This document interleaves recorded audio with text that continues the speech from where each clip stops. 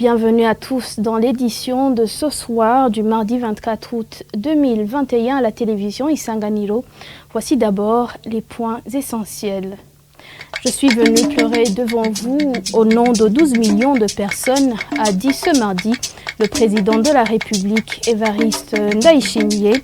C'était lors d'une réunion extraordinaire qui a organisé avec tous les magistrats du Burundi ce mardi.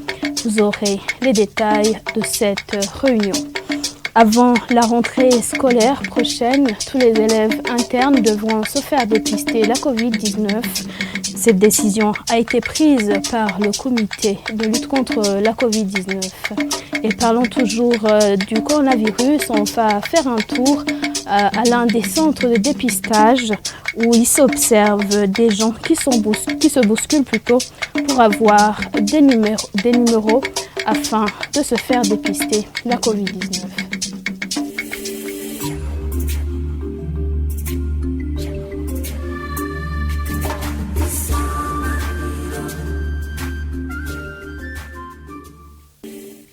Encore une fois, bienvenue.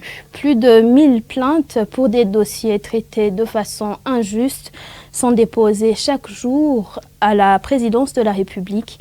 Le président de la République, Évariste Ndayishimiye, l'a dit ce mardi lors d'une réunion extraordinaire avec les magistrats du Burundi.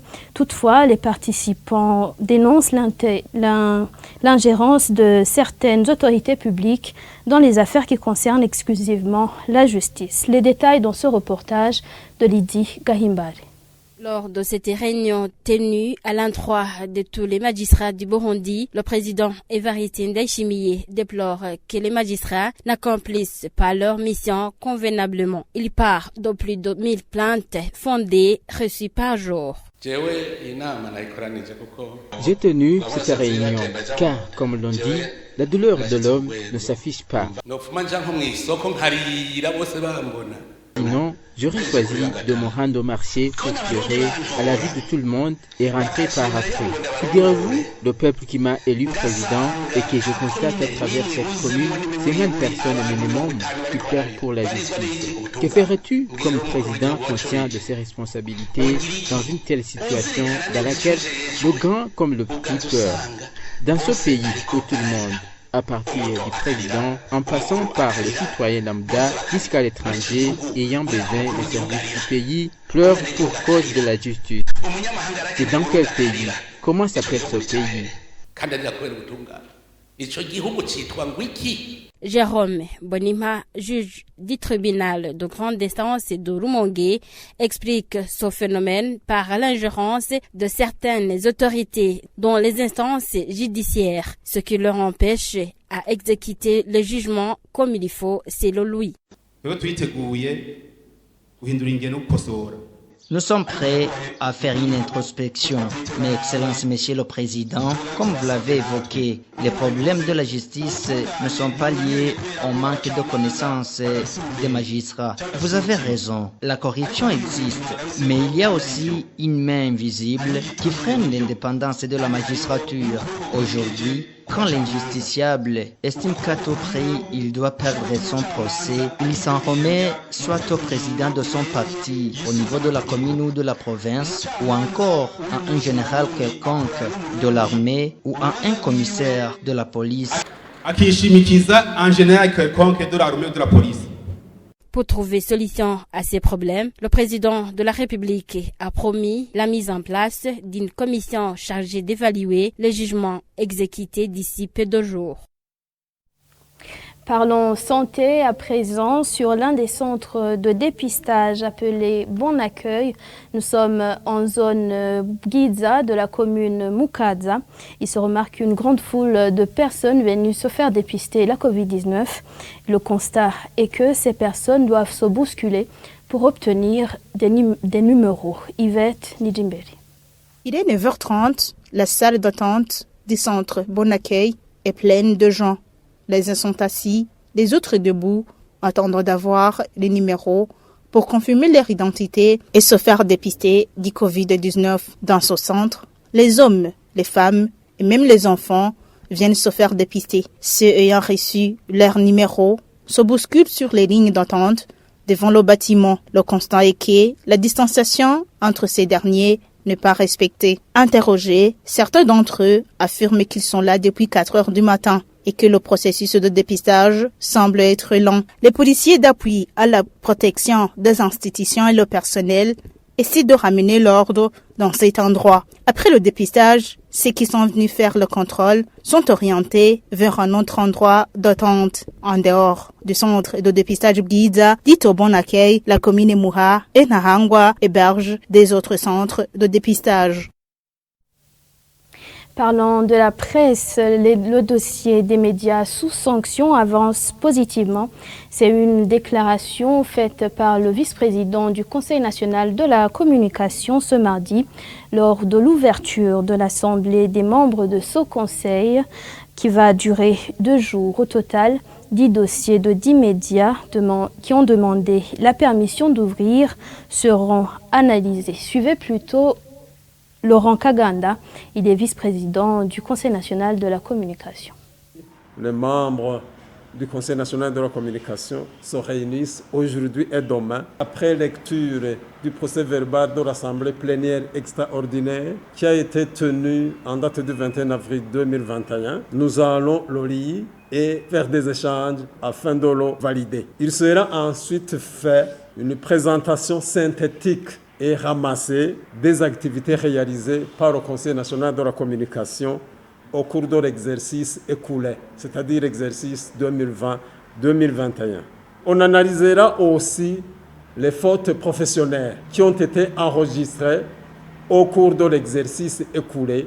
Et comme il y a des gens qui ont demandé qu'ils ouvrent des organes de presse, les membres du Conseil national de la communication auront l'occasion d'analyser très profondément les dossiers de demande des autorisations d'exploitation de certains organes de presse. Il s'agit d'une dizaine de dossiers qui vont être traités très profondément afin que les membres puissent vraiment prendre des décisions mûries. En général, l'évolution est positive parce que les médias sous sanction, nous sommes en contact, nous entretenons toujours, nous faisons toujours des échanges. Je sais bien que vous voulez parler, même si vous ne l'avez pas précisé, de la BBC et de la VOA.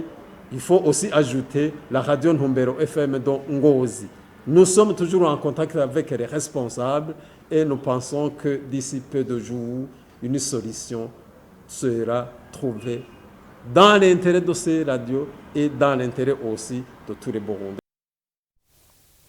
Les élèves internes devront se faire dépister avant la rentrée scolaire prochaine. Après une réunion du comité de riposte contre la Covid-19 tenue ce mardi, le secrétaire permanent au ministère de la Santé a précisé que le ministre de la Santé et celui de l'Éducation devront déterminer la période du début de reportage. Mireille Kayank. Tenu à huis clos ce mardi et dirigé par le président du Comité national de riposte contre le Covid-19, les membres de ce comité ont en outre analysé l'état des lieux du Covid-19 au Burundi. Ainsi, il a été montré que jusqu'au 23 août, 10 personnes sont mortes de coronavirus sur plus de 11 000 cas positifs et plus de 1000 cas guéris. Lors d'un point de presse tenu par le secrétaire permanent au ministère de la Santé après cette réunion, il a été informé que le vaccin anti-Covid n'est pas encore arrivé au Burundi. Oui, cette question aussi a fait objet de débat au niveau du comité national de riposte contre la Covid-19. Le comité a recommandé au ministère de la Santé publique de lutte contre le sida, qui est maintenant en train d'actualiser le plan de contingence qui est élaboré en collaboration avec les partenaires techniques et financiers, de mettre aussi toutes ces activités en rapport avec le vaccin, mais le vaccin n'est pas encore au pays parce que ce n'est pas encore bien planifié avec les partenaires. Interrogé sur le respect des mesures barrières lors des attroupements en concert de musique ou croisades de prière, le docteur Jean-Baptiste Nzolironganhuze a répondu que le ministère, lui, appelle au respect de ces mesures. Nous incitons toujours la population burundaise à respecter les mesures barrières, à respecter la distanciation sociale, à respecter, en cas d'attroupement, de mettre les masques. Et comme ça, on est sûr qu'on est en train de se protéger et de protéger les autres. À l'approche de la rentrée scolaire, le comité de riposte appelle les élèves internes à se faire dépister. Bientôt, ce sera la rentrée scolaire et le comité a demandé au ministère en charge de la santé publique, de la lutte contre le sida, en collaboration avec le ministère en charge de l'éducation nationale, de préparer la campagne de dépistage de tous les élèves à régime d'internat avant la rentrée scolaire. Cette campagne sera mise en œuvre avec la participation active des gouverneurs des provinces, des médecins directeurs des provinces sanitaires, des directeurs provinciaux de l'enseignement, des administrateurs communaux, et ils sont demandés de s'y préparer déjà en attendant le chronogramme qui leur sera communiqué. Rappelons qu'avec l'année scolaire précédente, au deuxième trimestre, 30 000 élèves internes étaient attendus pour le dépistage au Covid-19. Continuons ce journal. L'obscurité règne sur la majorité des avenues et des boulevards de la mairie de Bujumbura. La nuit tombée, les lampes sont soit défectueuses, soit volées. Le constat est que, par contre, sur les parkings des bus vers le nord et le sud de la capitale, sont tous éclairés, ce qui facilite les passagers. Armel Moutore a fait le tour de la ville de Bujumbura dans la soirée de ce lundi. Son reportage.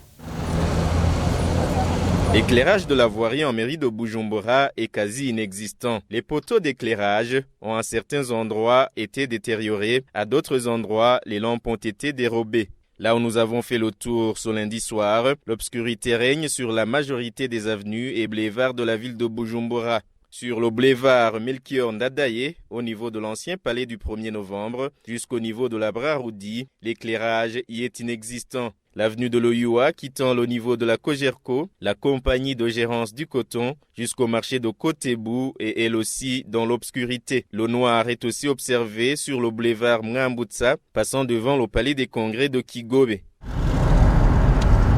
Le boulevard Mwedigisavo, anciennement dénommé boulevard du 28 novembre, n'est pas également éclairé la nuit. Les poteaux d'éclairage datant de longtemps. L'autre endroit visité est le boulevard du peuple Murundi, reliant le centre-ville et les quartiers du nord de la capitale économique. Là aussi, certains poteaux d'éclairage sont défectueux. Sur d'autres, les lampes ont été volées.